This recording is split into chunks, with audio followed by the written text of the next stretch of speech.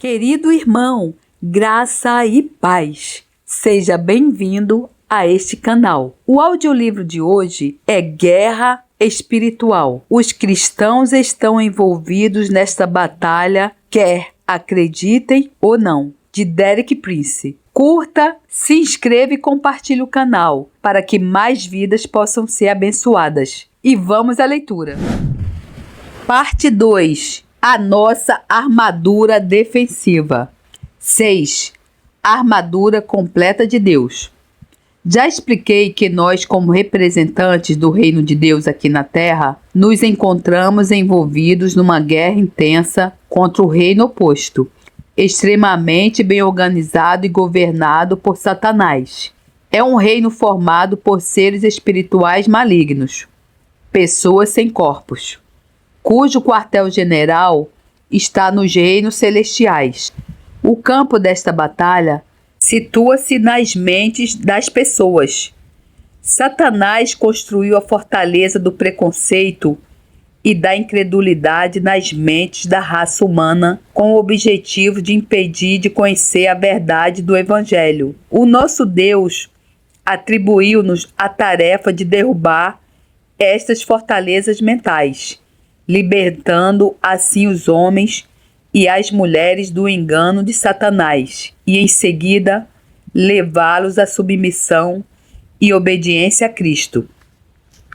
A nossa capacidade para cumprir esta tarefa que Deus nos incumbiu depende principalmente de 2 fatores. Em primeiro lugar, que nós aceitemos com base na Escritura que na cruz Jesus derrotou totalmente Satanás por nós, sendo agora da nossa responsabilidade demonstrar e administrar a vitória que Jesus já conquistou. Em segundo lugar, temos que utilizar de forma adequada as armas espirituais que Deus nos proporcionou. Estas armas espirituais dividem-se em 2 categorias principais: as armas de defesa e as armas de ataque. Nesta fase, vamos tratar da primeira categoria, as armas de defesa. Efésios 6, 10, 17 é a nossa base. Quanto ao mais, sede fortalecidos no Senhor e na força do seu poder, revesti-vos de toda a armadura de Deus, para poderdes ficar firmes contra as ciladas do diabo. Porque a nossa luta não é contra o sangue e a carne, e sim contra os principados e potestades, contra os dominadores deste mundo tenebroso, contra as forças espirituais do mal nas regiões celestes. Portanto, tomai toda a armadura de Deus, para que possais resistir no dia mau e, depois de terdes vencido tudo, permanecer inabaláveis. Estai, pois, firmes, cingindo-vos com a verdade e vestindo-vos da couraça da justiça. Calçai os pés com a preparação do Evangelho da paz, embraçando sempre o escudo da fé, com o qual podereis apagar todos os dardos inflamados do maligno. Tomai também o capacete da salvação e a espada do Espírito, que é a palavra de Deus. Na passagem, portanto, tomai toda a armadura de Deus, Paulo refere-se ao assumir da armadura de Deus na sua totalidade. Eu já comentei em diversas ocasiões que quando se encontra a palavra portanto na Bíblia, é necessário descobrir o porquê. O portanto, neste versículo, está lá por causa do versículo anterior, onde Paulo diz: porque a nossa luta não é contra a carne e o sangue, e sim contra os principados, contra os dominadores deste mundo tenebroso, contra as forças espirituais do mal nas regiões celestes. É porque estamos envolvidos nessa luta de vida e morte com as forças espirituais malignas do reino de Satanás, que devemos a nós mesmos, e pelo que a palavra de Deus requer de nós, colocar a armadura total de Deus. É significativo que por 2 vezes nessa passagem, versos 11 e 13, Paulo alerte: revesti-vos de toda a armadura de Deus. Na verdade, fomos claramente informados pela Escritura que nos devemos proteger com a armadura total de Deus. No versículo 13, Paulo dá mais um motivo: para que possais resistir no dia mau e, depois de terdes vencido tudo, permanecer inabaláveis. Reflita na expressão dia mau. Eu não acredito que isso signifique a grande tribulação ou alguma catástrofe profética que irá surgir em todo o mundo, apesar de acreditar na existência dessas catástrofes. Neste contexto, no dia mau, creio que se refere a algo menos bom que cada cristão irá enfrentar. Este será um momento em que ele tem que enfrentar as forças do mal, onde a sua fé estará a ser desafiada e onde todo tipo de oposição e problemas será lançado sobre ele. Paulo não questiona a necessidade de enfrentar o dia mau. Não é uma opção, mas uma certeza. Penso muitas vezes na parábola que Jesus contou relativamente aos 2 homens que construíram as suas casas. O homem sensato construiu sobre a areia, mas o homem sábio construiu sobre a rocha. A casa do homem sensato acabou por cair, o que não aconteceu com a do homem sábio. A diferença entre essas duas casas não foi as intempéries, pois cada casa passou pelas mesmas situações: vento, chuva, tempestades e inundações. A diferença foi a base sobre a qual elas foram construídas.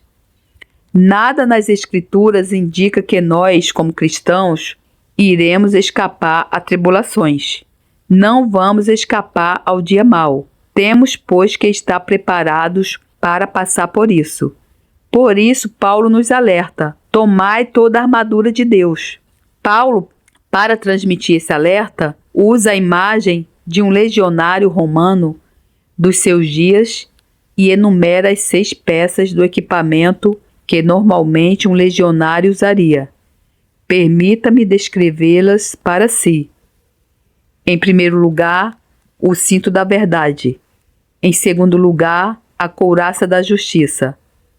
Terceiro, os sapatos da preparação do evangelho. Em quarto lugar, o escudo da fé. Quinto, o capacete da salvação. E em sexto lugar, a espada do Espírito. Irá entender, à medida que meditar sobre isto, que se colocar todas essas 6 peças do equipamento, estará totalmente protegido desde o cimo da sua cabeça até as plantas dos pés, com uma exceção. Não existe qualquer proteção para as costas. Acerca disto, explicaremos mais adiante. 7. O cinto da verdade. A primeira peça do equipamento é o cinto da verdade. Temos de compreender por que razão um legionário romano iria precisar de um cinturão como parte do seu equipamento. Note-se que naquela época, o vestuário dos homens, bem como das mulheres, era composto por uma única peça de roupa, larga e cujo comprimento era pelo menos até os joelhos. No caso do legionário romano, era uma espécie de túnica. Quando um legionário romano era obrigado a fazer algo ativo, tal como a luta, utilizar as suas armas, ele teria que ter cuidado com este vestuário. Se ele não o tivesse, as suas abas e pregas prejudicariam os seus movimentos e impediam-no de utilizar o resto do seu equipamento de forma eficaz. A primeira coisa que ele tinha que fazer era amarrar bem o cinto à volta da sua cintura, de tal forma que a túnica o deixasse livre e em nada pudesse dificultar ainda mais os seus movimentos. Isto era essencial e foi a base para tudo o resto. É por isso que Paulo menciona o cinto da verdade, antes de ele falar de qualquer outra coisa. Paulo transmite que para nós o cinto simboliza a verdade. Creio que não significa a verdade teológica e abstrata, mas a verdade que é praticada no dia a dia, ou seja, a honestidade, a sinceridade, a abertura e a franqueza. As pessoas religiosas encontram-se frequentemente carregadas de muito fingimento e hipocrisia. Muitas das coisas que dizem não são propriamente o que pretendem dizer, mas dizem-no apenas porque lhes parece que ficará bem. Estamos cheios de clichês religiosos e insinceridades. Há coisas que fazemos não com o intuito de agradar a Deus, ou porque realmente queremos fazê-las, mas para agradar outras pessoas. Praticamente, cada grupo religioso tem o seu próprio clichê particular, como, por exemplo, Jesus vai te ajudar, meu irmão. Normalmente, isto é só da boca para fora, apenas para sacudir a água do capote, porque não é Jesus que tem que ajudar o teu irmão, és tu que tens que ajudar o teu irmão. Conversa religiosa como esta é como uma túnica larga e solta, equipamento legionário romano. Só atrapalha e impede-nos de pôr em prática o tipo de coisas que Deus realmente quer que façamos. Impede-nos de ser cristãos ativos, enérgicos e eficazes. Também nos impede de usar o restante do equipamento. Somos obrigados, antes de tudo, a colocar o cinto da verdade. Temos que pôr de lado o fingimento, a hipocrisia, os clichês religiosos e tudo o que dizemos e fazemos que na realidade não é o que pretendemos. Muitas vezes a verdade é bastante dolorosa. Tens que começar a mostrar às outras pessoas que tipo de pessoa que realmente és, mesmo que tenhas fingido ou te escondido durante muito tempo atrás de uma máscara religiosa. Agora estás a ser confrontado com a necessidade da verdade, da abertura e da franqueza. Tens que pôr o cinto, amarrá-lo à tua volta, para que com isso possas acabar com as insinceridades e as falsidades religiosas não possam mais circular em torno de ti, impedindo de seres e fazeres o que na verdade Deus requer de ti. A couraça do legionário romano protege acima de tudo um órgão absolutamente vital do corpo humano, o coração. A Bíblia indica que o coração é de suma importância nas nossas vidas, como declarou Salomão em Provérbios 4:23. Sobre tudo que se deve guardar, guarda o coração, porque dele procedem as fontes da vida. Fui professor no Quênia, África Oriental, durante 5 anos. Familiarizei-me com algumas das tribos lá existentes e aprendi um pouco das suas línguas. Um dia, na parede do dormitório de um estudante, eu li Provérbios 4:23, citado na língua maragoli. Traduzi literalmente para mim e nunca me esqueci desta tradução. Guarda o teu coração com toda a tua força, porque todas as coisas da vida vêm daí. O que tem no seu coração inevitavelmente determinará o rumo da sua vida, para o bem ou para o mal. É essencial proteger o nosso coração de todos os tipos de males. Paulo fala sobre a couraça da justiça, como sendo uma proteção do coração. Temos que perguntar a nós mesmos o que se estende por justiça neste contexto. Felizmente, Paulo retoma esse tema da armadura noutra epístola. Em 1 Tessalonicenses 5:8, ele diz o seguinte: nós, porém, que somos do dia, sejamos sóbrios, revestindo-nos da couraça da fé e do amor, e tomando como capacete a esperança da salvação.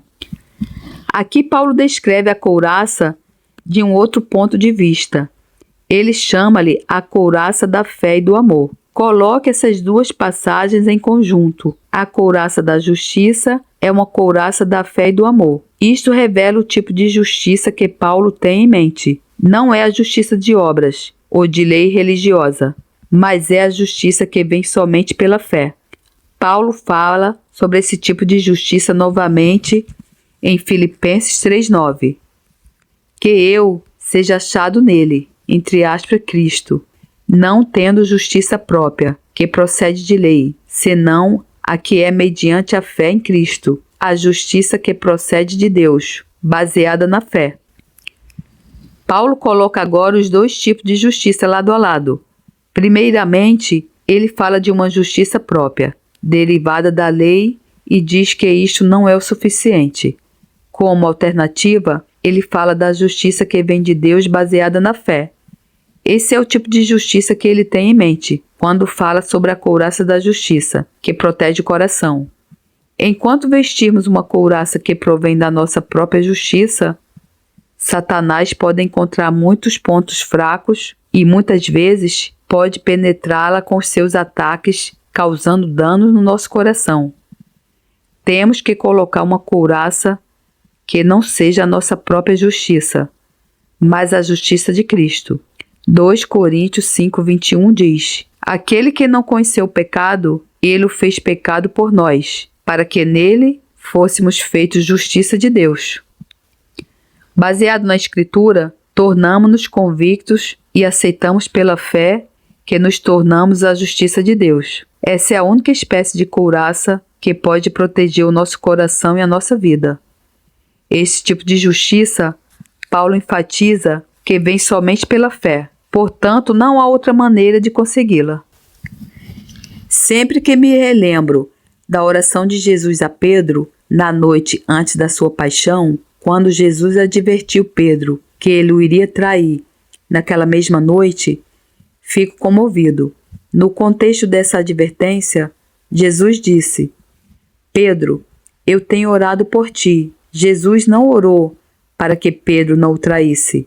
Nestas circunstâncias, sobre as pressões que se desenvolvem e com as conhecidas debilidades na personalidade de Pedro, era inevitável que ele iria trair Jesus. Mas Jesus orou uma oração diferente, a única oração que poderia realmente ajudar Pedro.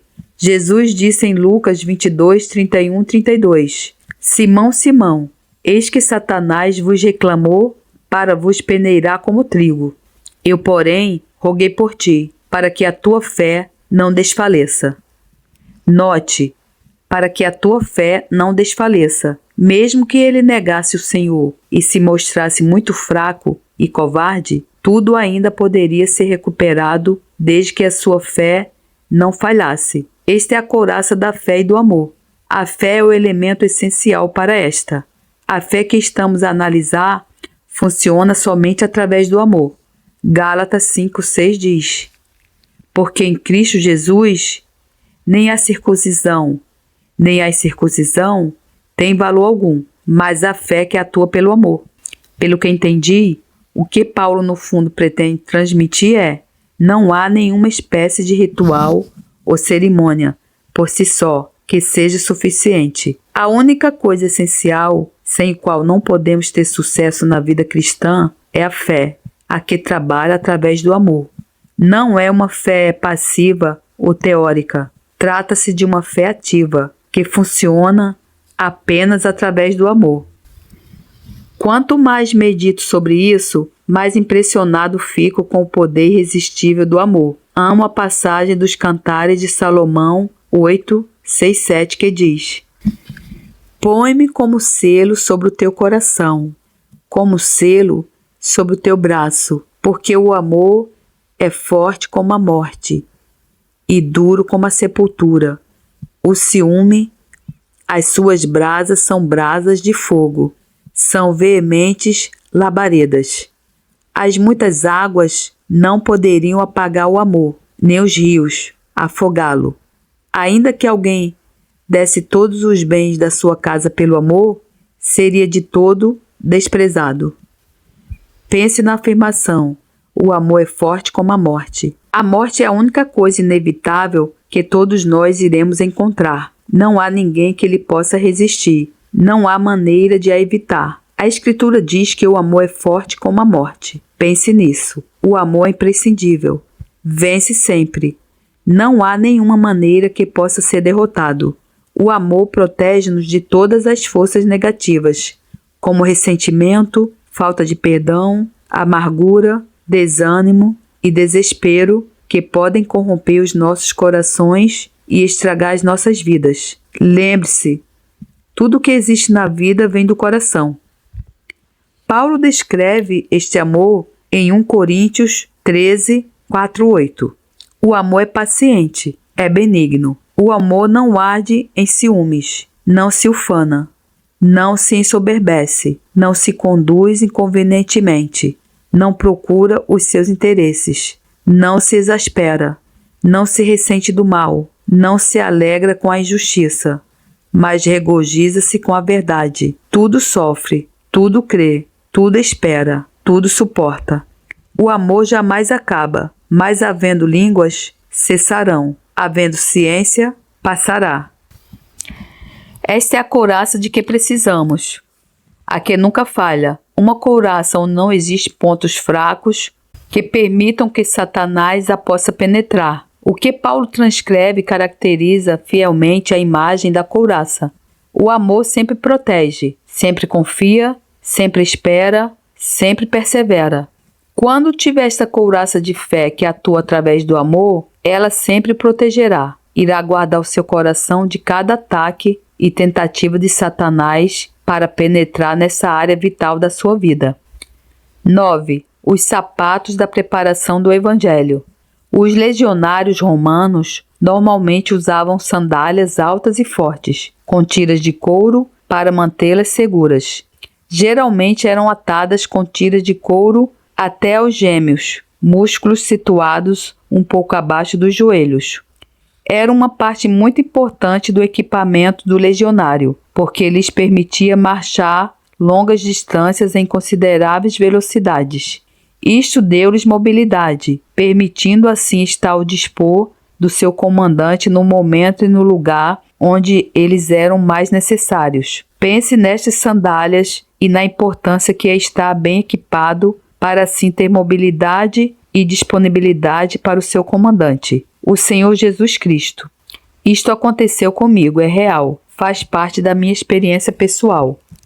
Durante 2 anos no decorrer da Segunda Guerra Mundial, eu servi numa cidade hospitalar do exército britânico, nos desertos do norte da África. Houve alturas em que trabalhávamos numa divisão armada muito perto das linhas inimigas, por vezes à noite. No deserto não é fácil saber exatamente onde estão as linhas inimigas, porque toda a guerra é muito móvel. Nessas situações, o nosso comandante sempre nos deu ordens para não descalçarmos as nossas botas durante a noite. Por isso dormíamos com elas. Evidentemente, a razão é bastante óbvia. Normalmente, não fica no seu melhor quando é acordado com um som irritante. Se não tiver as botas calçadas e a confusão à sua volta, corre o risco de perder alguns minutos preciosos apalpando no escuro à procura delas e seguidamente tentando colocá-las e atá-las. Se, no entanto, tiver as suas botas calçadas, estará imediatamente disponível. A chave para ter sucesso é a disponibilidade e a mobilidade. Semelhantemente, é o que acontece no campo espiritual, e percebemos isso quando Paulo se refere ao nosso equipamento. Os sapatos ou as sandálias são chamados de a preparação do Evangelho. Por outras palavras, significa estar-se preparado com alguma coisa. Como cristãos, devemos ter uma compreensão clara do Evangelho. Muitos cristãos dizem que estão salvos e que nasceram de novo. No entanto, não conseguem explicar de uma maneira clara como foram salvos ou como alguém se salva. Penso que a preparação inclui o estudo da Escritura, memorização das Escrituras e a capacidade de transmitir com clareza a mensagem do Evangelho. Repare também que Paulo lhe chama o Evangelho da Paz. É um Evangelho que produz a paz do coração e da mente de quem nele acredita e obedece. Sobre a paz, uma coisa é certa: só podemos transmitir paz para os outros se nós próprios tivermos paz. Nós não podemos transmitir algo que não experimentamos. Podemos falar sobre isso, podemos teorizar, mas não se pode transmitir. Há uma passagem muito significativa em Mateus 10, 12 e 13, onde Jesus deu instruções aos seus primeiros discípulos. Mais propriamente, quando ele os enviou pela primeira vez a pregar o Evangelho. Eis uma parte da sua instrução. Ao entrardes na casa, saudai-a. Se com efeito a casa for digna, venha sobre ela a vossa paz. Se porém não for, torne para vós outros a vossa paz. Repare no importante significado desta frase. Se com efeito a casa for digna, venha sobre ela a vossa paz. Ou seja, ao entrar numa casa deve conceder a sua paz. Será que possui paz para dar ou transmitir? Porque, obviamente, não se pode dar algo que não esteja desfrutando. Deixe-me dar um pequeno exemplo de como isto pode funcionar. Suponha que é uma senhora a fazer compras no supermercado. Enquanto espera na caixa, há uma senhora que está, obviamente, à beira de um colapso nervoso. Ela está nervosa e trêmula e Deus direciona para ajudá-la. O que vai fazer? Vai dizer, vamos à igreja no domingo de manhã? Isso não irá satisfazer a sua necessidade. Se isto é tudo o que poderias dizer, então é porque não tem os seus sapatos calçados. Tendo os seus sapatos calçados, significa que está sempre pronto para fazer qualquer coisa, quando e como Deus o orientar. Primeiro de tudo, tem que ter paz. Deve deixar que a pessoa sinta que tem algo que ela não tem e que precisa desesperadamente. Pode sentir paz transmitida por outras pessoas. Quando alguém está desejando encontrar esta paz, você tem que ter capacidade para transmitir de uma maneira simples e sem recorrer à linguagem religiosa como ela pode encontrar a paz. Tem que saber transmitir o Evangelho. A isso se chama os sapatos da preparação do Evangelho da paz. No Novo Testamento em grego, há duas palavras diferentes para escudo. Uma refere-se a um pequeno escudo circular, moldado mais ou menos como uma cesta de vimes grande, redonda e de superfície plana. A outra refere-se a um escudo retangular longo e esta palavra tem origem na palavra porta, porque no fundo ele é parecido com uma porta. É este o tipo de escudo a que Paulo se refere quando ele diz o escudo da fé. Um legionário romano, devidamente treinado, poderia usar o escudo para que nenhuma parte do seu corpo pudesse ser atingida pelos mísseis do inimigo. Está completamente protegido. Este é o tipo de fé que Paulo fala quando se refere a ela como um escudo. Quando fizer face a Satanás, se começar a causar-lhe algum problema, pode ter a certeza que ele vai contra-atacar. Primeiro, ele pode contra-atacar as nossas mentes, os nossos corações, os nossos corpos ou as nossas finanças. Por isso, precisamos de ter um escudo que nos cubra. Ele irá atacar qualquer área que ele possa alcançar. Se ele não nos puder atacar, ele vai atacar os mais próximos de nós. Se é um homem casado, a primeira coisa que Satanás irá atacar é a sua esposa. É quase garantido. Esta é uma das maneiras que ele usará para atingi-lo a si, tal como era o seu objetivo inicial. É indispensável ter um escudo suficientemente grande para proteger tudo aquilo pelo qual Deus vos tornou responsáveis, incluindo a si, a sua família e tudo que Deus providenciou para si. Aprendi essa lição de uma maneira muito prática. Numa certa altura, estava a ministrar para uma mulher que tinha um espírito de suicídio. Num determinado momento, ela recebeu a libertação de uma maneira tão clara e radical que imediatamente percebeu que estava livre. Ambos louvamos a Deus. No dia seguinte, ela voltou para me ver e contar este notável incidente. Num dado momento, quando da sua libertação, o seu marido estava a conduzir ao longo da estrada, no seu caminhão picape aberto, e o seu cão pastor alemão estava em pé, como sempre gostava de fazer, na parte traseira do caminhão. Sem razão aparente, enquanto o caminhão viajava em alta velocidade, o cão saltou para fora e morreu instantaneamente. No momento em que ela me contou aquilo, percebi que o espírito de suicídio que a deixou passou para o cão.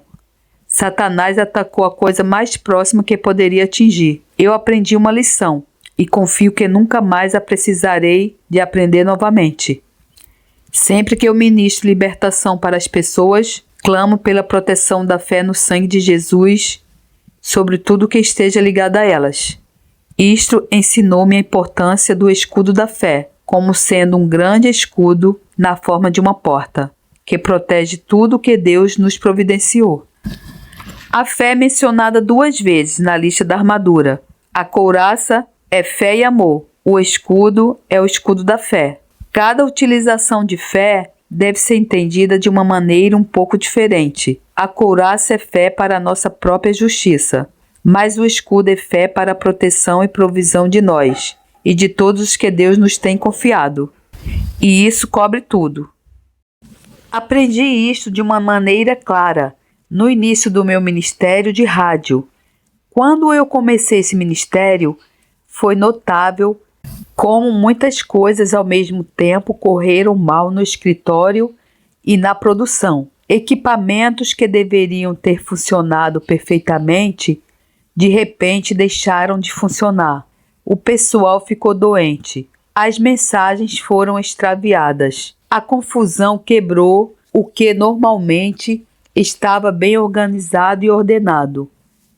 Então eu percebi que era necessário ampliar o escudo da fé. Satanás foi contra-atacando e ele não poderia chegar a mim, pessoalmente. Então atacou uma coisa da qual eu dependia, daqueles que apoiavam o meu ministério. Mas agarrei o escudo da fé, repreendi este poder de confusão, e a paz e a ordem foram restauradas. Mais uma vez aprendi uma lição. Temos de erguer o escudo da fé para a plena proteção e provisão. 11. O capacete da salvação. A quinta peça do equipamento é o capacete da salvação. Vou compartilhar algumas verdades preciosas relativas a isso, que eu aprendi com os meus próprios conflitos. Quando reflito nesses conflitos, recordo-me das palavras de Paulo em Romanos 8:37. Em todas estas coisas, porém, somos mais que vencedores, por meio daquele que nos amou. O que significa ser mais do que vencedores? Isso significa não só ganhar a batalha, mas de fato sair dela com mais do que tínhamos quando fomos para lá. Já vi muitas vezes isso se tornar realidade na minha própria vida. Ao lidar com o escudo, vimos que ele protege o coração. Agora que nós estamos a olhar para o capacete, podemos ver que ele protege a cabeça e que a cabeça representa a mente. Com efeito, estamos a falar de um capacete que protege as nossas mentes. Vimos anteriormente que o campo de batalha espiritual onde decorre esta guerra é na mente da humanidade. Como a mente é o campo de batalha, é óbvio que temos de ser especialmente cuidadosos em proteger as nossas próprias mentes. Na Segunda Guerra Mundial, ao prestar funções em hospitais, por experiência tornei-me consciente disso. Naturalmente, uma pessoa ferida na cabeça já não pode fazer uso efetivo do resto do seu equipamento. Ele pode ser um soldado muito corajoso e eficiente e ter excelentes equipamentos, mas quando ele é ferido na cabeça, torna-se muito difícil para ele fazer um bom uso da sua capacidade e do seu equipamento. No mundo espiritual, isto acontece com muitos obreiros cristãos. Sinto-me privilegiado por ter estado ligado ao ministério em diferentes tempos e em diferentes lugares com muitos servos maravilhosos de Deus, quer homens, quer mulheres. Penso particularmente nos missionários que vivem sob uma pressão espiritual extrema. Alguns missionários com quem trabalhei eram homens e mulheres de Deus, dedicados e qualificados com grande habilidade. Percebia-se neles a verdadeira chamada. Muitas vezes, porém, permitiram que fossem feridos na cabeça. Quero com isso dizer que eles permitiram que a depressão ou a desconfiança nos outros trabalhadores cristãos os mantivesse presos. Estes problemas nas suas mentes impediram-nos de ter o tipo de eficácia que os missionários e os servos de Deus poderiam ter tido. Sendo feridos na cabeça, não podiam utilizar o resto do seu equipamento. Na minha própria vida, travei uma tremenda luta pessoal com a depressão por muitos anos. Era como uma nuvem cinza escura ou névoa que se estabelecia sobre mim. Ora estava bem, ora estava mal. Tornou-se difícil para mim comunicar-me com os outros. Deu-me um sentimento de desespero. E embora em muitos aspectos seja um talentoso e qualificado servo do Senhor, eu tinha esta impressão: os outros podem, mas eu não consigo. Nunca conseguirei fazer isto. Vou ter que desistir. Eu lutei contra essa depressão durante muitos anos. Fiz tudo o que podia. Orei, jejuei, procurei Deus, li a Bíblia. Então um dia, Deus deu-me a revelação que resolveu o meu problema. Eu estava a ler em Isaías 61:3 que diz: "E a pôr sobre os que em Sião estão de luto uma coroa em vez de cinzas, óleo de alegria em vez de pranto, veste de louvor em vez de espírito angustiado, a fim de que chamem carvalho de justiça, plantados pelo Senhor para a sua glória." Quando li as palavras espírito angustiado, algo saltou dentro de mim. Eu disse: este é o meu problema. É disto que eu preciso ser liberto. Li outras passagens na Escritura sobre libertação. Orei uma simples oração de fé. Deus libertou-me sobrenaturalmente daquele espírito angustiado. Então entendi que precisava de uma proteção especial para minha mente. Estava familiarizado com a passagem em Efésios 6 e disse para mim mesmo: tem que ser o capacete da salvação. De seguida pensei: isto quer dizer que tenho o capacete porque sou salvo? É automático?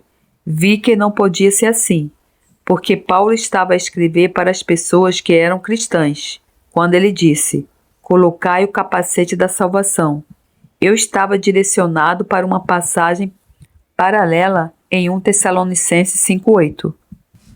Nós, porém, que somos do dia, sejamos sóbrios, revestindo-nos da couraça da fé e do amor, e tomando como capacete a esperança da salvação. E quando eu li esta frase, a esperança da salvação, tive uma revelação instantânea do Espírito Santo. Vi que a proteção para a mente é a esperança, mas a proteção para o coração é a fé.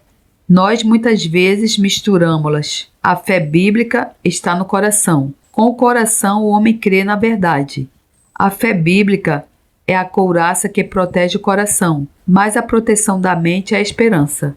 Temos de ver a ligação entre a fé e a esperança, e isso afirma-se claramente em Hebreus 11:1. Ora, a fé é a certeza de coisas que se esperam, a convicção de fatos que não se veem. A fé é a base sobre a qual a esperança é construída.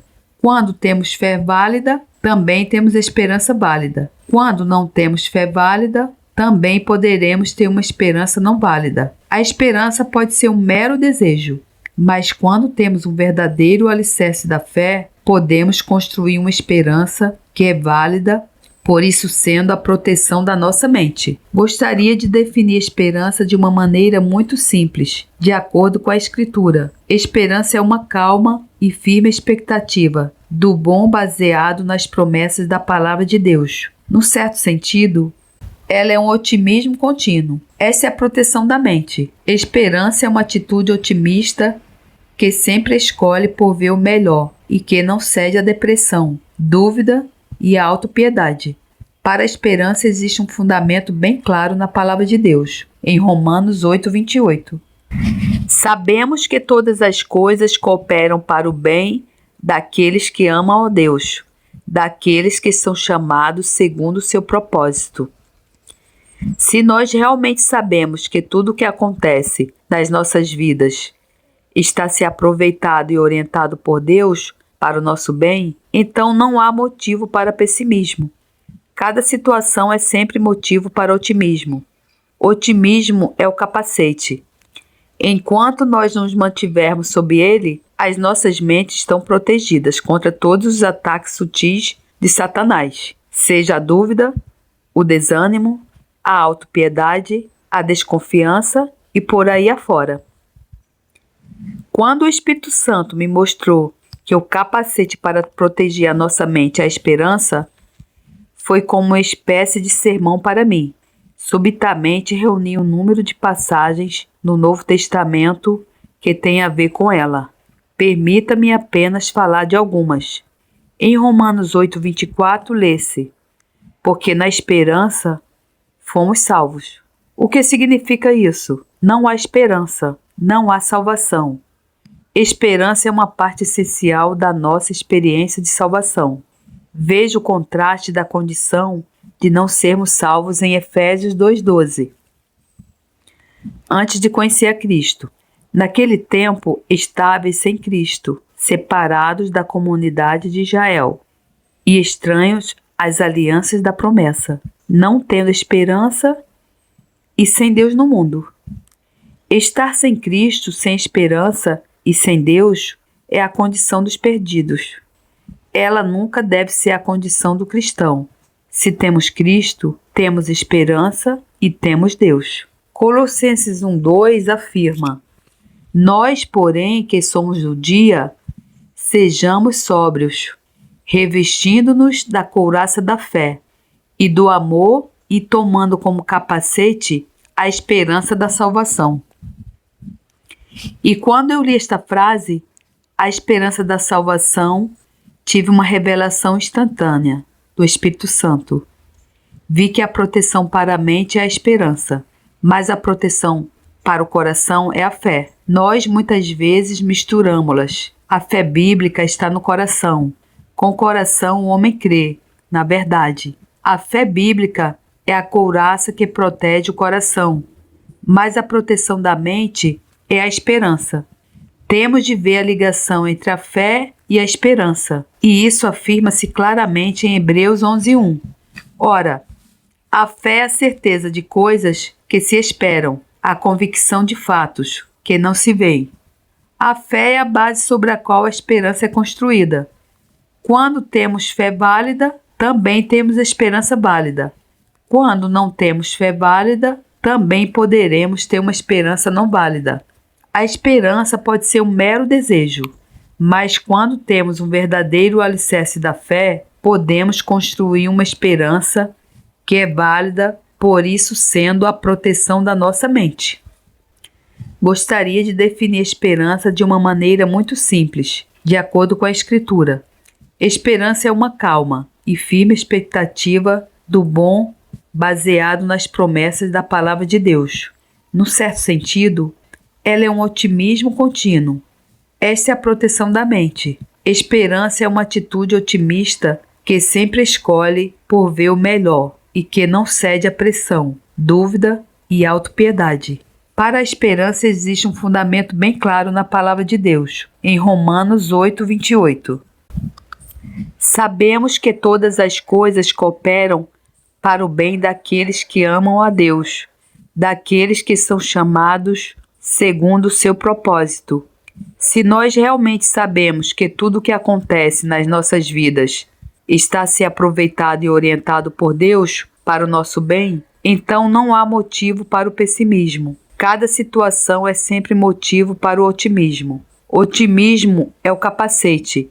Enquanto nós nos mantivermos sob ele, as nossas mentes estarão protegidas contra todos os ataques sutis de Satanás, seja a dúvida, o desânimo, a autopiedade, a desconfiança e por aí afora. Quando o Espírito Santo me mostrou que o capacete para proteger a nossa mente é a esperança, foi como uma espécie de sermão para mim.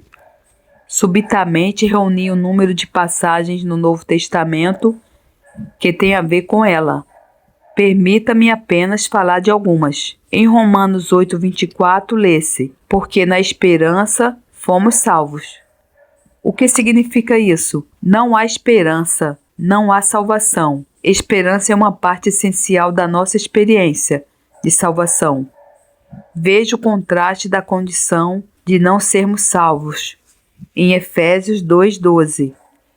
Antes de conhecer a Cristo, naquele tempo estáveis sem Cristo, separados da comunidade de Israel e estranho às alianças da promessa, não tendo esperança e sem Deus no mundo. Estar sem Cristo, sem esperança e sem Deus, é a condição dos perdidos. Ela nunca deve ser a condição do cristão. Se temos Cristo, temos esperança e temos Deus. Colossenses 1:2 afirma: Aos santos e fiéis irmãos em Cristo, que se encontram em Colossos, graça e paz a vós outros, da parte de Deus nosso Pai. O verdadeiro mistério, o segredo do Evangelho, é Cristo em nós. Se Cristo está em si, então tem esperança. Se não tem esperança, é como se Cristo não estivesse em si. Você não é uma alma perdida, mas quero dizer que não está a viver na experiência da salvação. Esperança na sua mente é uma parte essencial da sua experiência de salvação. Em Hebreus 6, 17 e 20, há duas belas imagens de esperança. Por isso, Deus, quando quis mostrar mais firmemente aos herdeiros da promessa a imutabilidade do seu propósito, se interpôs com juramento, para que, mediante duas coisas imutáveis, nas quais é impossível que o Deus minta, forte alento tenhamos nós que já corremos para o refúgio, a fim de lançar mão da esperança proposta, a qual temos por âncora da alma, segura e firme, e que penetra além do véu, onde Jesus, como precursor, entrou por nós, tendo se tornado sumo sacerdote para sempre, segundo a ordem de Melquisedeque. A primeira imagem da esperança é um altar. Sob a antiga aliança, o altar era um lugar de proteção dos vingadores de sangue. Quando se fugia para o altar, estava-se seguro. O escritor de Hebreus diz que quando todas as pressões estão contra nós, que fujamos para o altar, agarremo-nos a ele com toda a força e que não deixemos que nada nos tire dali. O altar é a esperança.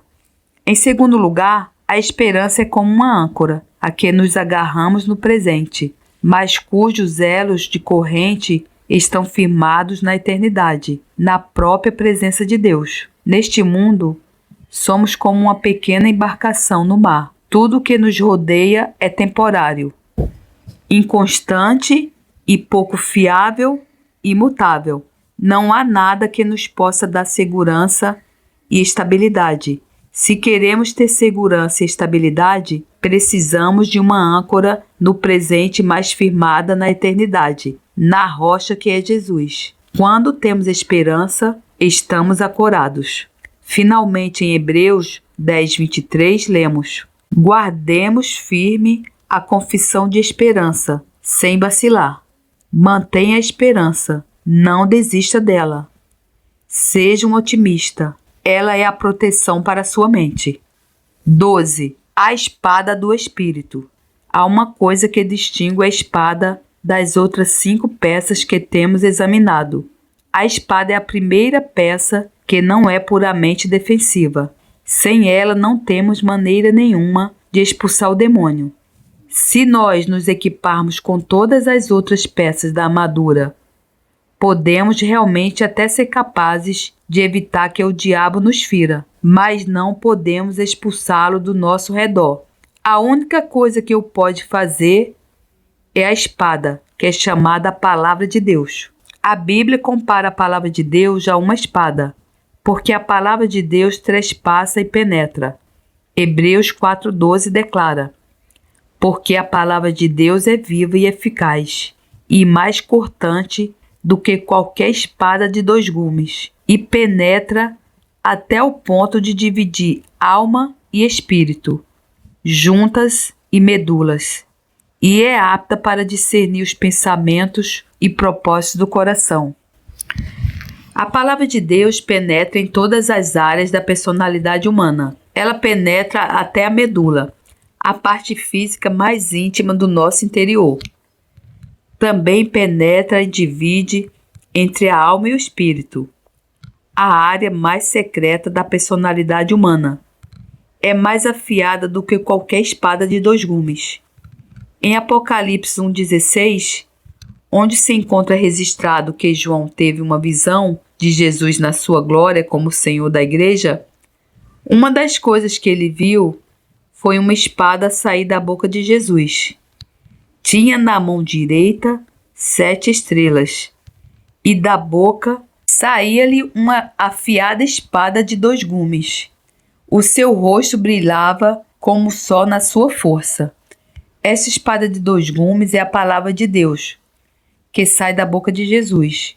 Uma vez que é indicado nas Escrituras que o próprio Jesus usa a espada da palavra de Deus, faríamos bem em estudar como Jesus a utilizava na sua vida terrestre. O panorama mais claro desta situação é encontrado em Mateus 4:11, que descreve a tentação de Jesus por Satanás no deserto. Permita-me salientar que cada vez que Jesus encontrou Satanás pessoalmente, a única arma que usou contra ele foi a espada do Espírito, ou a palavra de Deus. A seguir foi Jesus levado pelo Espírito ao deserto, para ser tentado pelo diabo. E depois de jejuar 40 dias e 40 noites, teve fome. Então o tentador, aproximando-se, lhe disse: Se és filho de Deus, manda que essas pedras se transformem em pães. Jesus, porém, respondeu: Está escrito: Não só de pão viverá o homem, mas de toda a palavra que procede da boca de Deus. Então o diabo levou a cidade santa, colocou-o sobre o pináculo do templo e lhe disse: Se és filho de Deus, atira-te abaixo, porque está escrito: Aos teus anjos ordenará a teu respeito que te guardem, e eles te sustentarão nas suas mãos, para não tropeçares em alguma pedra. Respondeu-lhe Jesus: Também está escrito: Não tentarás o Senhor teu Deus. Levou-o ainda o diabo a um monte muito alto, mostrou-lhe todos os reinos do mundo e a glória deles, lhe disse: Tudo isto te darei, se prostrado me adorares. Então Jesus lhe ordenou: Retira-te, Satanás, porque está escrito: Ao Senhor teu Deus adorarás, e só a ele darás culto. Com isto o deixou o diabo, e eis que vieram anjos e o serviram. Gostaria de frisar algumas coisas interessantes sobre esta passagem. Em primeiro lugar, nem Jesus nem mesmo Satanás questionaram a autoridade das Escrituras. Isto não é notável? Particularmente porque Jesus de cada vez citou Deuterônimo, um livro que os modernos teólogos e críticos adotaram para pôr em causa as verdades teológicas. Pessoalmente, creio que Jesus e Satanás eram mais sábios do que os modernos teólogos. Ambos conheciam a autoridade das palavras. Em segundo lugar, a base de toda a tentação contra Jesus era levá-lo à dúvida. Cada vez que Satanás começava com as palavras "se és", ele pretendia claramente provocar dúvidas em Jesus. Em terceiro lugar, como já foi indicado, Jesus não variou seu método de lidar com Satanás. Utilizou sempre a mesma arma da palavra de Deus contra ele. Está escrito, está escrito, está escrito. É importante sabermos que efetivamente o diabo pode citar a Escritura, mas ele aplica mal. Citou o Salmo 91. Mas Jesus citou novamente Deuterônimo. O diabo tentou usar a Escritura contra o Filho de Deus. Se ele o fez contra o próprio Filho de Deus, Jesus, ele certamente o fará contra si ou contra mim. Temos de conhecer as Escrituras minuciosamente, saber como aplicá-las e como lidar com o diabo. Temos que ter cuidado com as pessoas que aplicam mal a Escritura e que tentam seduzir-nos a fazer coisas erradas. Jesus não respondeu ao diabo com teologia ou filiação religiosa.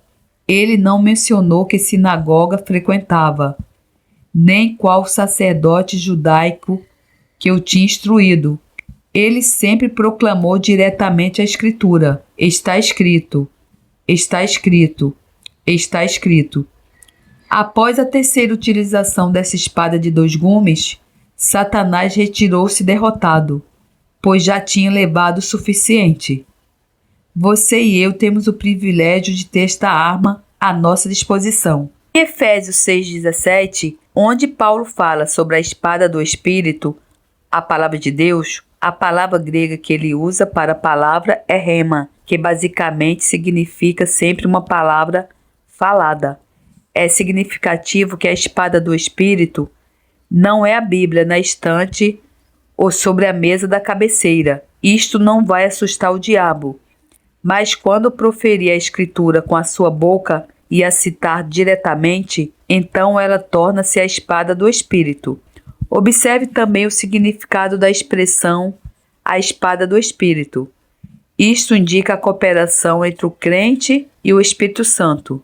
Temos que erguer a espada.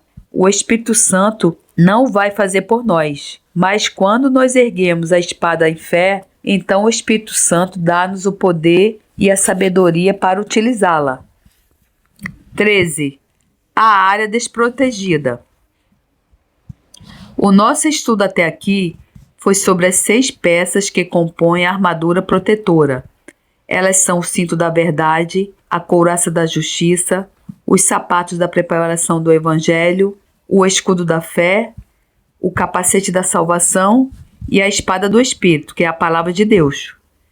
Se colocarmos e utilizarmos todo este equipamento de proteção que Deus providenciou, estamos totalmente protegidos desde o cimo da nossa cabeça até as plantas dos nossos pés, excetuando uma área. Há uma área para a qual não existe qualquer proteção, as nossas costas. Penso que isto é muito importante e tem uma dupla aplicação. Em primeiro lugar, nunca virá as costas ao diabo, porque se o fizer, está a dar-lhe a oportunidade de ele o ferir nessa área desprotegida. Por outras palavras, nunca desista, nunca vire as costas e diga: já tenho o suficiente, eu não posso suportar isto, não aguento mais. Isto faz com que volte as costas, a área desprotegida, para o diabo, e pode ter a certeza que ele vai aproveitar essa oportunidade para o ferir. Em segundo lugar, nem sempre somos capazes de proteger as nossas próprias costas.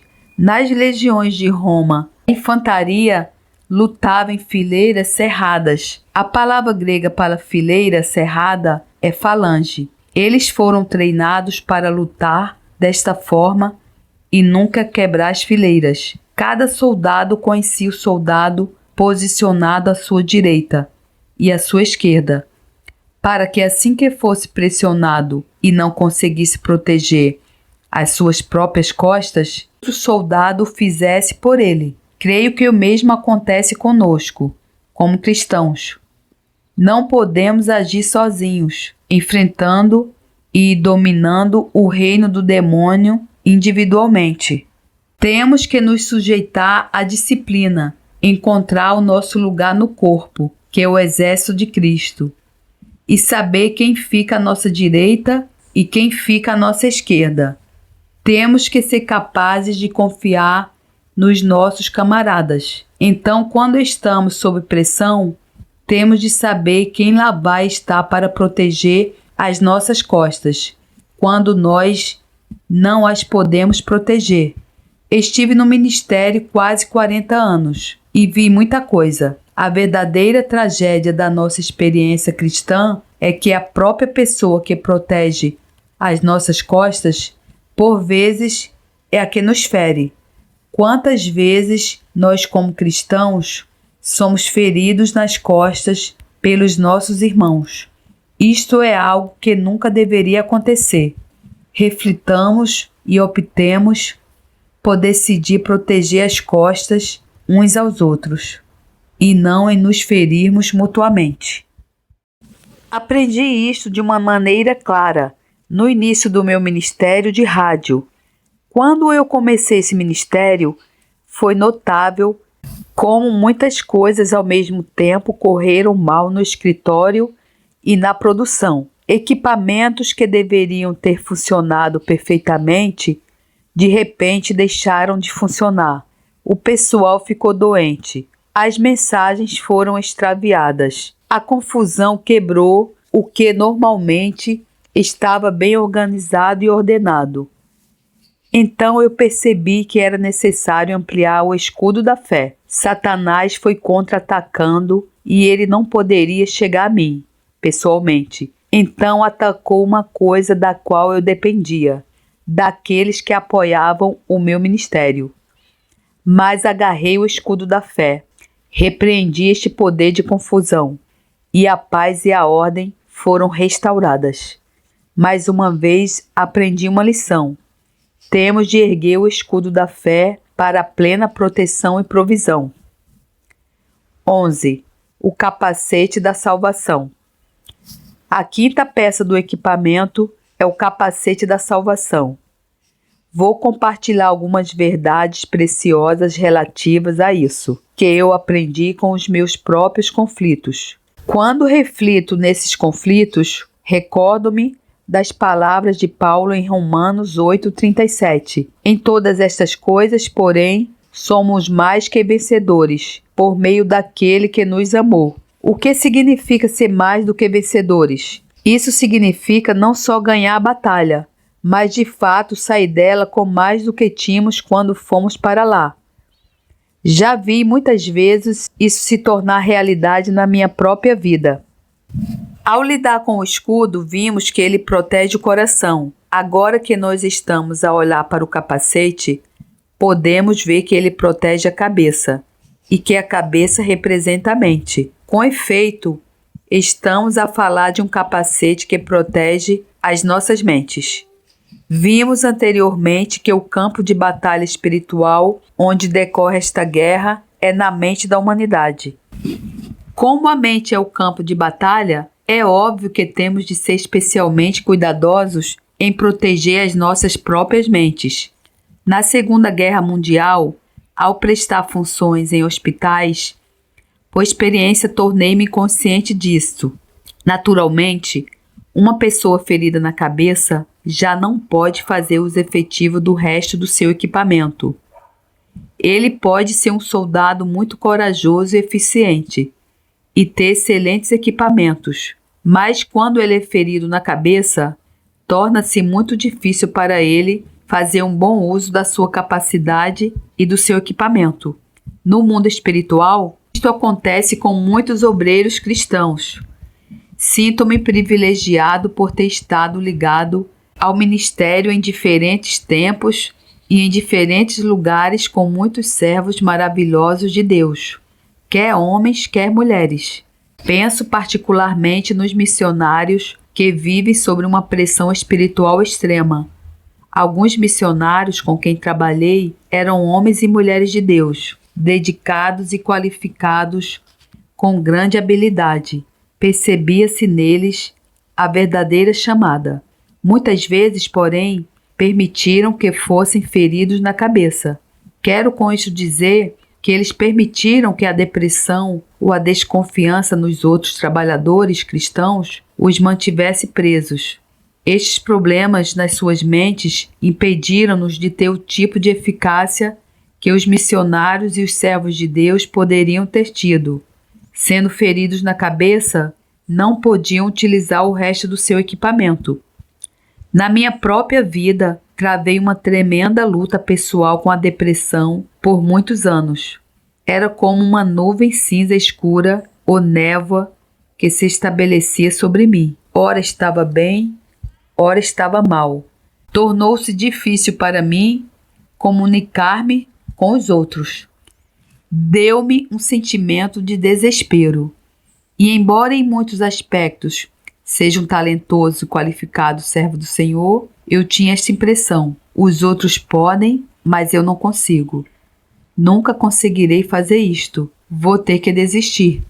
Eu lutei contra essa depressão durante muitos anos. Fiz tudo o que podia. Orei, jejuei, procurei Deus, li a Bíblia.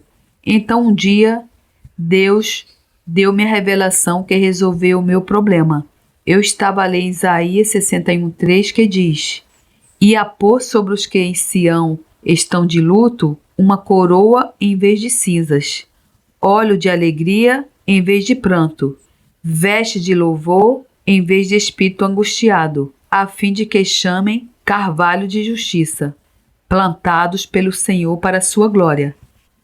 Quando li as palavras espírito angustiado, algo saltou dentro de mim. Eu disse: este é o meu problema. É disto que eu preciso ser liberto. Li outras passagens na Escritura sobre libertação. Orei uma simples oração de fé e Deus libertou-me sobrenaturalmente daquele espírito angustiado. Então entendi que precisava de uma proteção especial para minha mente. Estava familiarizado com a passagem em Efésios 6 e disse para mim mesmo: tem que ser o capacete da salvação. De seguida pensei: isto quer dizer que tenho o capacete porque sou salvo? É automático? Vi que não podia ser assim, porque Paulo estava a escrever para as pessoas que eram cristãs, quando ele disse: colocai o capacete da salvação. Eu estava direcionado para uma passagem paralela em 1 Tessalonicenses 5,8. Nós, porém, que somos do dia, sejamos sóbrios, revestindo-nos da couraça da fé e do amor, e tomando como capacete a esperança da salvação. E quando eu li esta frase, a esperança da salvação, tive uma revelação instantânea do Espírito Santo. Vi que a proteção para a mente é a esperança, mas a proteção para o coração é a fé. Nós muitas vezes misturamos-las. A fé bíblica está no coração. Com o coração o homem crê na verdade. A fé bíblica é a couraça que protege o coração, mas a proteção da mente é a esperança. Temos de ver a ligação entre a fé e a esperança, e isso afirma-se claramente em Hebreus 11:1. Ora, a fé é a certeza de coisas que se esperam, a convicção de fatos que não se veem. A fé é a base sobre a qual a esperança é construída. Quando temos fé válida, também temos esperança válida. Quando não temos fé válida, também poderemos ter uma esperança não válida. A esperança pode ser um mero desejo, mas quando temos um verdadeiro alicerce da fé, podemos construir uma esperança que é válida, por isso sendo a proteção da nossa mente. Gostaria de definir esperança de uma maneira muito simples, de acordo com a Escritura. Esperança é uma calma e firme expectativa do bom baseado nas promessas da Palavra de Deus. Num certo sentido, ela é um otimismo contínuo. Essa é a proteção da mente. Esperança é uma atitude otimista que sempre escolhe por ver o melhor e que não cede à depressão, dúvida e à autopiedade. Para a esperança existe um fundamento bem claro na Palavra de Deus, em Romanos 8:28. Sabemos que todas as coisas cooperam para o bem daqueles que amam a Deus, daqueles que são chamados segundo o seu propósito. Se nós realmente sabemos que tudo o que acontece nas nossas vidas está se aproveitado e orientado por Deus para o nosso bem, então não há motivo para pessimismo. Cada situação é sempre motivo para otimismo. Otimismo é o capacete. Enquanto nós nos mantivermos sob ele, as nossas mentes estão protegidas contra todos os ataques sutis de Satanás, seja a dúvida, o desânimo, a autopiedade, a desconfiança e por aí afora. Quando o Espírito Santo me mostrou que o capacete para proteger a nossa mente é a esperança, foi como uma espécie de sermão para mim. Subitamente reuni um número de passagens no Novo Testamento que tem a ver com ela. Permita-me apenas falar de algumas. Em Romanos 8:24 lê-se: porque na esperança fomos salvos. O que significa isso? Não há esperança, não há salvação. Esperança é uma parte essencial da nossa experiência de salvação. Veja o contraste da condição de não sermos salvos em Efésios 2:12. Antes de conhecer a Cristo, naquele tempo estáveis sem Cristo, separados da comunidade de Israel e estranhos às alianças da promessa, não tendo esperança e sem Deus no mundo. Estar sem Cristo, sem esperança e sem Deus é a condição dos perdidos. Ela nunca deve ser a condição do cristão.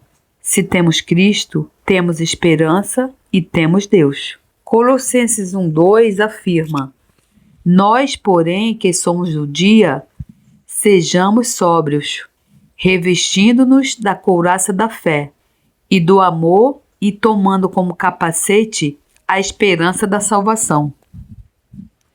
E quando eu li esta frase, a esperança da salvação, tive uma revelação instantânea do Espírito Santo. Vi que a proteção para a mente é a esperança, mas a proteção para o coração é a fé. Nós muitas vezes misturamos-las. A fé bíblica está no coração. Com o coração o homem crê, na verdade. A fé bíblica é a couraça que protege o coração, mas a proteção da mente é a esperança. Temos de ver a ligação entre a fé e a esperança, e isso afirma-se claramente em Hebreus 11:1. Ora, a fé é a certeza de coisas que se esperam, a convicção de fatos que não se veem. A fé é a base sobre a qual a esperança é construída. Quando temos fé válida, também temos esperança válida. Quando não temos fé válida, também poderemos ter uma esperança não válida. A esperança pode ser um mero desejo, mas quando temos um verdadeiro alicerce da fé, podemos construir uma esperança que é válida, por isso sendo a proteção da nossa mente. Gostaria de definir a esperança de uma maneira muito simples, de acordo com a Escritura. Esperança é uma calma e firme expectativa do bom baseado nas promessas da Palavra de Deus. No certo sentido, ela é um otimismo contínuo. Esta é a proteção da mente. Esperança é uma atitude otimista que sempre escolhe por ver o melhor e que não cede à pressão, dúvida e autopiedade. Para a esperança existe um fundamento bem claro na Palavra de Deus, em Romanos 8:28. Sabemos que todas as coisas cooperam para o bem daqueles que amam a Deus, daqueles que são chamados segundo o seu propósito. Se nós realmente sabemos que tudo o que acontece nas nossas vidas está a ser aproveitado e orientado por Deus para o nosso bem, então não há motivo para o pessimismo. Cada situação é sempre motivo para o otimismo. Otimismo é o capacete. Enquanto nós nos mantivermos sob ele, as nossas mentes estarão protegidas contra todos os ataques sutis de Satanás, seja a dúvida, o desânimo, a autopiedade, a desconfiança e por aí afora. Quando o Espírito Santo me mostrou que o capacete para proteger a nossa mente é a esperança, foi como uma espécie de sermão para mim. Subitamente reuni o número de passagens no Novo Testamento que tem a ver com ela. Permita-me apenas falar de algumas. Em Romanos 8:24 lê-se: porque na esperança fomos salvos. O que significa isso? Não há esperança, não há salvação. Esperança é uma parte essencial da nossa experiência de salvação. Veja o contraste da condição de não sermos salvos em Efésios 2:12. Antes de conhecer a Cristo, naquele tempo estáveis sem Cristo, separados da comunidade de Israel e estranhos às alianças da promessa, não tendo esperanças sem Deus no mundo. Estar sem Cristo, sem esperança e sem Deus, é a condição dos perdidos.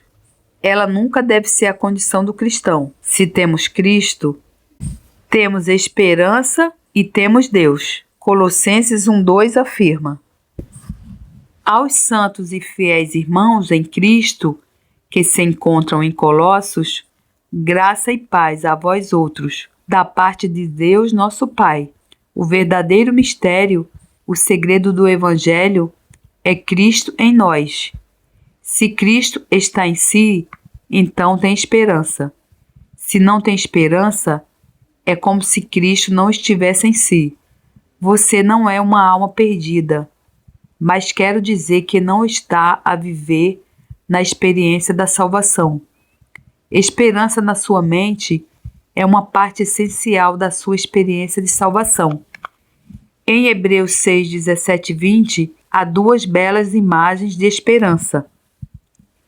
Por isso, Deus, quando quis mostrar mais firmemente aos herdeiros da promessa a imutabilidade do seu propósito, se interpôs com juramento, para que, mediante duas coisas imutáveis, nas quais é impossível que o Deus minta, forte alento tenhamos nós que já corremos para o refúgio, a fim de lançar mão da esperança proposta, a qual temos por âncora da alma, segura e firme, e que penetra além do véu, onde Jesus, como precursor, entrou por nós, tendo se tornado sumo sacerdote para sempre, segundo a ordem de Melquisedeque. A primeira imagem da esperança é um altar. Sob a antiga aliança, o altar era um lugar de proteção dos vingadores de sangue. Quando se fugia para o altar, estava-se seguro. O escritor de Hebreus diz que quando todas as pressões estão contra nós, que fujamos para o altar, agarremo-nos a ele com toda a força e que não deixemos que nada nos tire dali. O altar é a esperança. Em segundo lugar, a esperança é como uma âncora, a que nos agarramos no presente, mas cujos elos de corrente estão firmados na eternidade, na própria presença de Deus. Neste mundo, somos como uma pequena embarcação no mar. Tudo o que nos rodeia é temporário, inconstante e pouco fiável e imutável. Não há nada que nos possa dar segurança e estabilidade. Se queremos ter segurança e estabilidade, precisamos de uma âncora no presente mais firmada na eternidade, na rocha que é Jesus. Quando temos esperança, estamos ancorados. Finalmente, em Hebreus 10:23, lemos: guardemos firme a confissão de esperança, sem vacilar. Mantenha a esperança, não desista dela. Seja um otimista. Ela é a proteção para a sua mente. 12. A espada do Espírito. Há uma coisa que distingue a espada das outras 5 peças que temos examinado. A espada é a primeira peça que não é puramente defensiva. Sem ela não temos maneira nenhuma de expulsar o demônio. Se nós nos equiparmos com todas as outras peças da armadura, podemos realmente até ser capazes de evitar que o diabo nos fira, mas não podemos expulsá-lo do nosso redor. A única coisa que o pode fazer é a espada, que é chamada a Palavra de Deus. A Bíblia compara a Palavra de Deus a uma espada, porque a Palavra de Deus trespassa e penetra. Hebreus 4:12 declara: porque a Palavra de Deus é viva e eficaz, e mais cortante do que qualquer espada de 2 gumes, e penetra até o ponto de dividir alma e espírito, juntas e medulas, e é apta para discernir os pensamentos e propósitos do coração. A palavra de Deus penetra em todas as áreas da personalidade humana. Ela penetra até a medula, a parte física mais íntima do nosso interior. Também penetra e divide entre a alma e o espírito, a área mais secreta da personalidade humana. É mais afiada do que qualquer espada de 2 gumes. Em Apocalipse 1:16, onde se encontra registrado que João teve uma visão de Jesus na sua glória como Senhor da igreja, uma das coisas que ele viu foi uma espada sair da boca de Jesus. Tinha na mão direita 7 estrelas, e da boca saía-lhe uma afiada espada de 2 gumes. O seu rosto brilhava como o sol na sua força.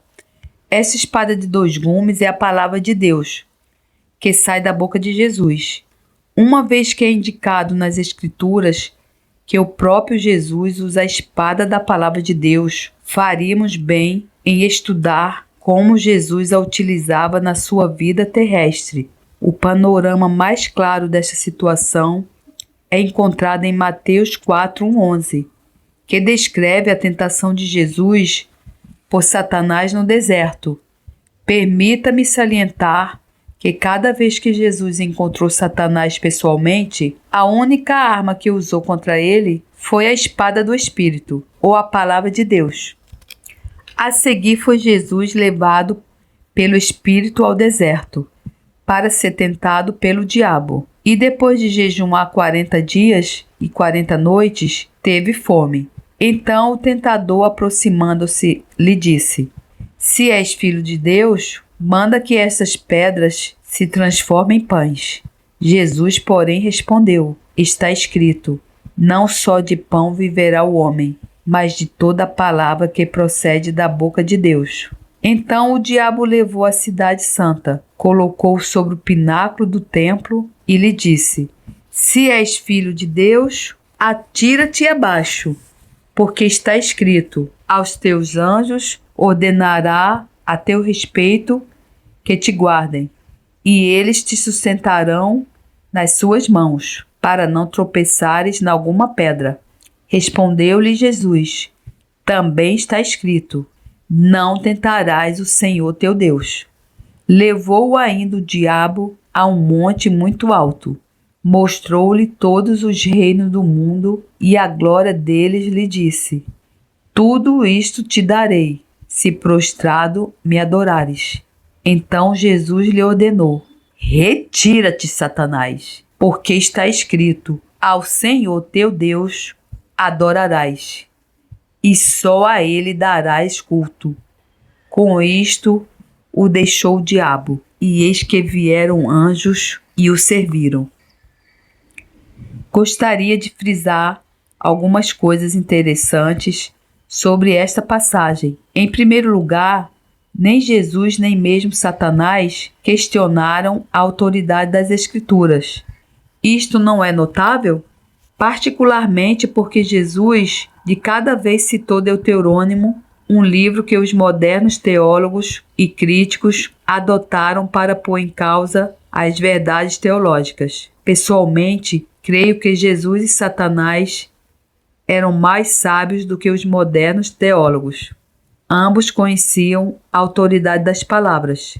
Em segundo lugar, a base de toda a tentação contra Jesus era levá-lo à dúvida. Cada vez que Satanás começava com as palavras "se és", ele pretendia claramente provocar dúvidas em Jesus. Em terceiro lugar, como já foi indicado, Jesus não variou seu método de lidar com Satanás. Utilizou sempre a mesma arma da palavra de Deus contra ele. Está escrito, está escrito, está escrito.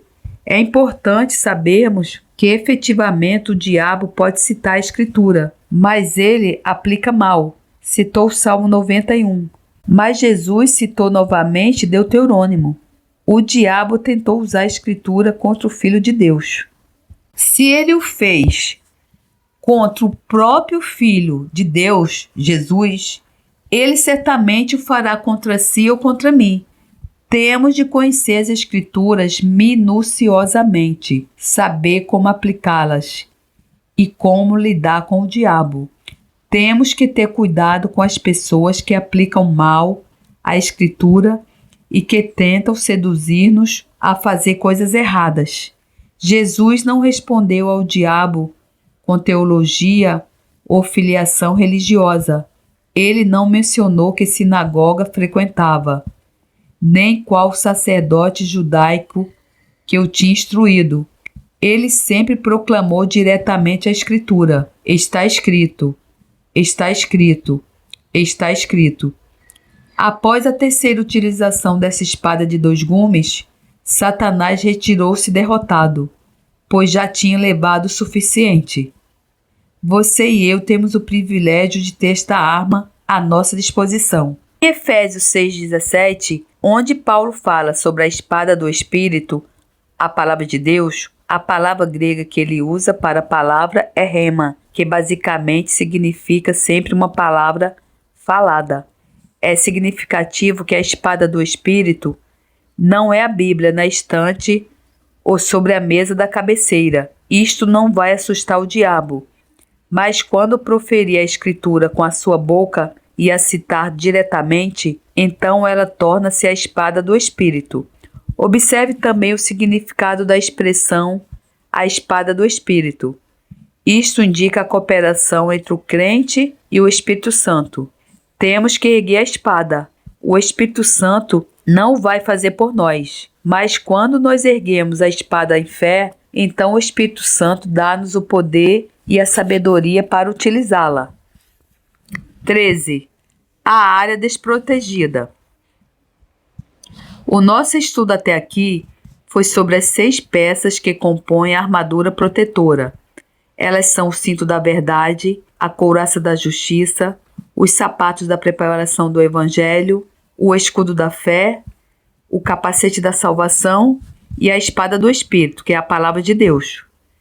Se colocarmos e utilizarmos todo este equipamento de proteção que Deus providenciou, estamos totalmente protegidos desde o cimo da nossa cabeça até as plantas dos nossos pés, excetuando uma área. Há uma área para a qual não existe qualquer proteção, as nossas costas. Penso que isto é muito importante e tem uma dupla aplicação. Em primeiro lugar, nunca virá as costas ao diabo, porque se o fizer, está a dar-lhe a oportunidade de ele o ferir nessa área desprotegida. Por outras palavras, nunca desista, nunca vire as costas e diga: já tenho o suficiente, eu não posso suportar isto, não aguento mais. Isto faz com que volte as costas, a área desprotegida, para o diabo, e pode ter a certeza que ele vai aproveitar essa oportunidade para o ferir. Em segundo lugar, nem sempre somos capazes de proteger as nossas próprias costas. Nas legiões de Roma, a infantaria lutava em fileiras cerradas. A palavra grega para fileira cerrada é falange. Eles foram treinados para lutar desta forma e nunca quebrar as fileiras. Cada soldado conhecia o soldado posicionado à sua direita e à sua esquerda, para que assim que fosse pressionado e não conseguisse proteger as suas próprias costas, o soldado o fizesse por ele. Creio que o mesmo acontece conosco, como cristãos. Não podemos agir sozinhos, enfrentando e dominando o reino do demônio individualmente. Temos que nos sujeitar à disciplina, encontrar o nosso lugar no corpo, que é o exército de Cristo, e saber quem fica à nossa direita e quem fica à nossa esquerda. Temos que ser capazes de confiar nos nossos camaradas. Então, quando estamos sob pressão, temos de saber quem lá vai estar para proteger as nossas costas, quando nós não as podemos proteger. Estive no ministério quase 40 anos e vi muita coisa. A verdadeira tragédia da nossa experiência cristã é que a própria pessoa que protege as nossas costas, por vezes, é a que nos fere. Quantas vezes nós, como cristãos, somos feridos nas costas pelos nossos irmãos? Isto é algo que nunca deveria acontecer. Reflitamos e optemos por decidir proteger as costas uns aos outros e não em nos ferirmos mutuamente. Glória a Deus, louvado seja o Senhor, que a graça do Senhor Jesus Cristo, o amor de Deus e a comunhão do Santo Espírito estejam com vocês. Amém. Deus lhe abençoe.